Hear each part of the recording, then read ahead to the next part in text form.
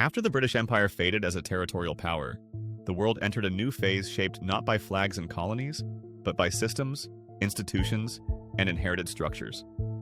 Britain no longer ruled nations directly, yet its influence did not vanish. Instead, it became embedded in the foundations of the modern global order. The end of empire did not mean the end of Britain's impact. It meant a change in how that impact operated.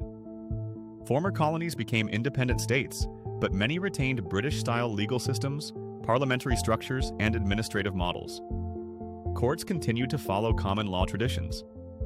Governments adopted parliamentary procedures first introduced under British rule. Civil services were often built on colonial frameworks that prioritized stability and hierarchy. These systems were not imposed by force anymore, yet they remained because they had become deeply integrated into national life. Language was one of the most powerful legacies. English evolved into the global language of diplomacy, aviation, science, finance, and the internet. This was not planned by any single authority, but it followed naturally from centuries of imperial expansion and trade. Even countries never ruled by Britain adopted English as a bridge language in a globalized world. Economically, Britain's imperial past shaped global trade networks that still exist today. Shipping routes, financial hubs, and commercial laws developed during empire became the backbone of international commerce. London emerged not as an imperial capital, but as a global financial center, connecting markets across continents. The empire had once extracted wealth. The post-imperial system focused on managing capital, investment, and services. At the same time, the former colonies faced challenges rooted in their imperial inheritance. Borders drawn without regard for local realities created internal tensions. Economies designed to serve imperial markets struggled to diversify. Political systems introduced rapidly during independence sometimes lacked deep social roots, leading to instability. These issues were not accidents of independence, but consequences of how empire had functioned. Britain itself also changed. The arrival of immigrants from former colonies transformed British society. Cities became more diverse, cultures blended, and new identities emerged. Britain was no longer just an exporter of people and power.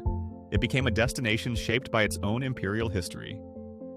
Food, music, language, and daily life reflected global connections forged during empire. This transformation was not always smooth. Britain faced debates over national identity, memory, and responsibility. Statues, textbooks, and public discussions became spaces where the imperial past was questioned and reinterpreted.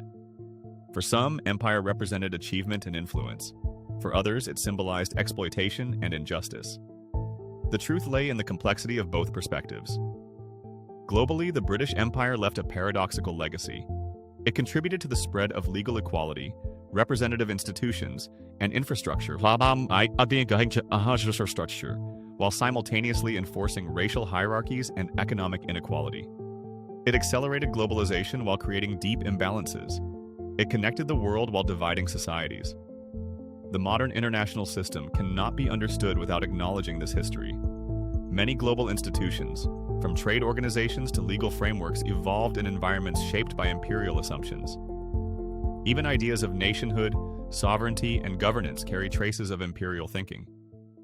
Britain today operates within this world as a medium-sized power with outsized historical influence. It no longer commands global outcomes, but it participates in shaping them. Its diplomacy relies on relationships built over centuries. Its cultural output reaches far beyond its borders. Its past remains present in ways both visible and invisible. The British Empire did not disappear. It transformed into legacy. That legacy lives in borders and languages, in laws and institutions, in conflicts and cooperation.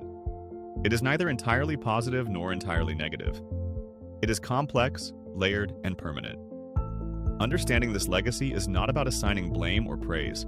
It is about recognizing how history shapes the present.